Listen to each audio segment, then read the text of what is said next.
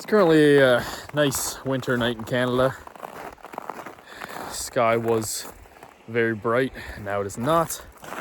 And I figured I'd talk about, on my walk, my daily walk, about fat loss and how this has been a game changer, not only for like burning calories. Everyone knows the whole, like, here's the thing, everyone knows that if you want to lose fat, be in a calorie deficit, like most normal people are like, oh, I can't do it. Like the fitness guys know, okay? The fitness guys and girls, they know if you want to lose weight, you need to be in a calorie deficit. You need to eat less than your body needs to maintain its weight, and then it'll burn fat for fuel. This is like the most obvious thing ever. Everybody knows this, and yet nobody's lean. If you go to a commercial gym and you really like look around, you can know this. Like, this isn't me like judging, it's just me like an observation, myself included. Like, everyone has some muscle, but no one's actually really lean, and no one really has the results they want. And I think the biggest reason for this is first stress. When it comes to training, like people train like push-pull legs 6 days a week, or they train whatever bodybuilding split that they find online.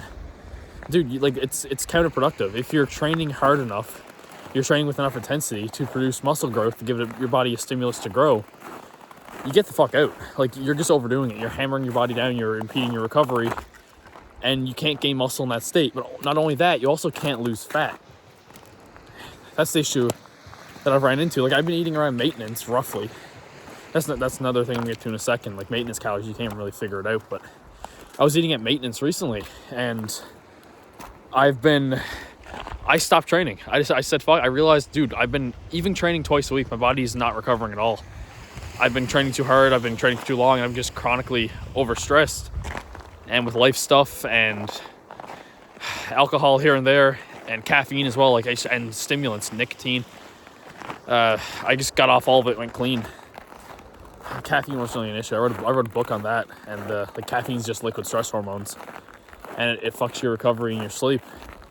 Alcohol does the same. It impairs muscle protein synthesis. Nicotine is a stimulant. Like, these things, I don't think they're bad in moderation, but when it comes to like good recovery, if you are like most average people and like abusing stimulants, you're going to impede your recovery ability. Along with training, which is another form of stress, plus life stress, it adds up.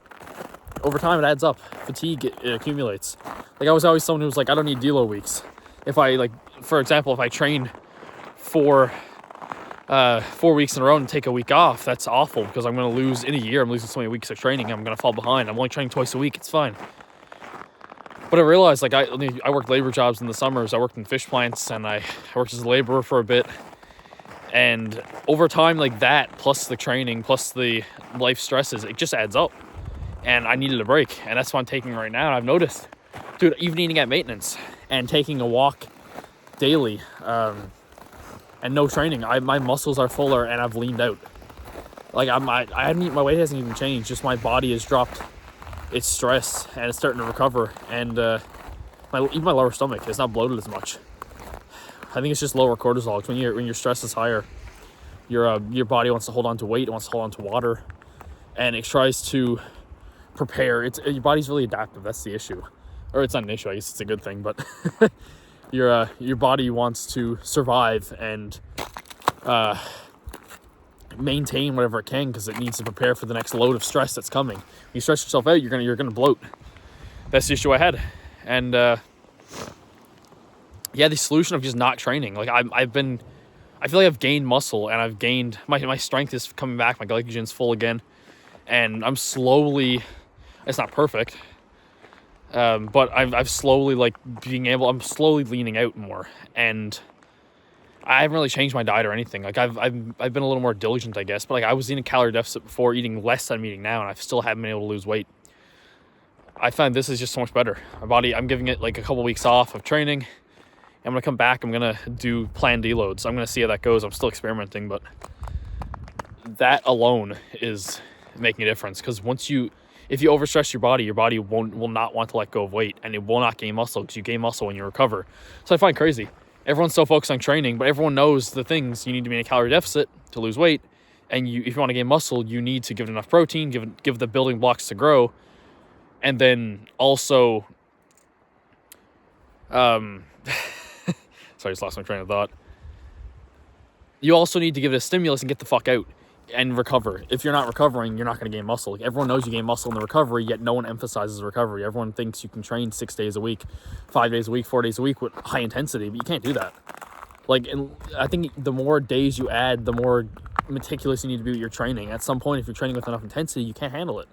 Like, there's a reason everyone's on steroids and gaining muscle, and everyone's on like shit ton of peptides to enhance recovery, is because they're training too much. And there's nothing wrong with that if you're doing it. But like, for a natural, if you follow those same blueprints, I don't think it's optimal. I'm not saying you need to be optimal, but again, from my experience, like, recovery is the biggest thing. If you're not recovering, you're going to impede your muscle growth. And like, I was afraid of stopping training that I'd lose muscle. I filled out more. I haven't trained in almost a week, and I filled out more. I've done like 2 chin-ups a day, and that's it, just to fuck around, and like a couple push-ups, like nowhere near failure. And I've filled out more from this than when I was training, because my body's catching up with recovery. This is a good thing. Like, Mike Mentzner, he was someone who heavily advocated for this. He literally went and trained like his clients once every 4 to 7 days, and they were making good progress. People think it's bullshit, but it makes sense. Maybe a second set here and there could help if you're really not hitting the muscle with the first step. Like, once you use the target muscle and you get it close to failure, there's no reason in my brain to keep training day after day. Like, get in, get the stimulus, get the fuck out, and recover. That's when you actually gain the muscle. You can come back stronger and then give a bigger stimulus. That's the point. That's what I found. And the second point to this is daily walks. Because I thought about calories. I was like, dude, I'm not trying to be like a fucking nerd about it, but if you're tracking calories and you're trying to get in better shape, at some point, and like, it's hard to track it. Your maintenance calories is going to change over time. Your activity level is going to change. What if you're playing basketball one day, you're lifting weights the next day, then you're off for 2 days? Like, your maintenance calories is fucked. Every single day it's different. You can track it the best you can, but even with that, like, if you're eating like chips, one bag of chips could have 250 calories. The next bag has less chips. It's only 200. Like, there's no way you can actually get it's all estimates. It's all guesswork. The best you can do is just not stress over it, have the right systems in place so you can get in shape, and then let it go. Like, try your best, estimate, and move on. That's what I found with the daily walk. It's like, I thought it's more of an insurance policy. If you take a daily walk every day and you get like 10,000 plus steps in, if you're eating around maintenance, over time, you're naturally probably gonna, like, you kind of know where you're at. You don't really know where maintenance fully is. You're getting enough protein, you're getting stronger in the gym, you're getting enough recovery. If you're doing daily walks, it doesn't, like, it's better than high intensity sports, for one, because it doesn't increase your stress, which we talked about before. And second, it doesn't really spike your hunger. Like, you might get a little hungry after a walk, but it's nothing compared to like if you were playing like high intensity sports or jogging. Like, there's a reason marathon runners, a lot, like, if you're kind of skinny fat, you might even gain weight because your hunger goes up. But from walking, you don't really get that same effect, in my opinion. I've heard other people talk about this as well for a fat loss tool. And when it comes to walking, it gives you that insurance policy. You burn like 300-400 calories, 200 calories maybe for every walk. That naturally puts you closer to that deficit to keep fat off. So no matter what you do, even if you fuck up your tracking, that daily walk keeps you more active and keeps you leaner over time than if you didn't do it. And also gets you out of your head, gets you out in nature.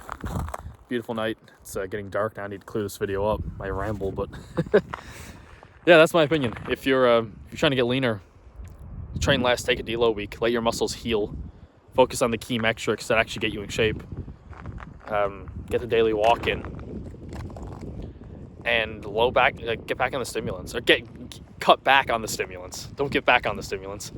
If you're using it infrequently, fair enough, like having a drink every now and then, or nicotine, or just a cigar, or a vape every now and then maybe, but like, I don't know, it's not good for you.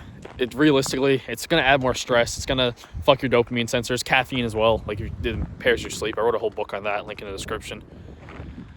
But that's my thesis. I'm experimenting with it now. We're gonna see how it goes, and I'll keep you guys posted.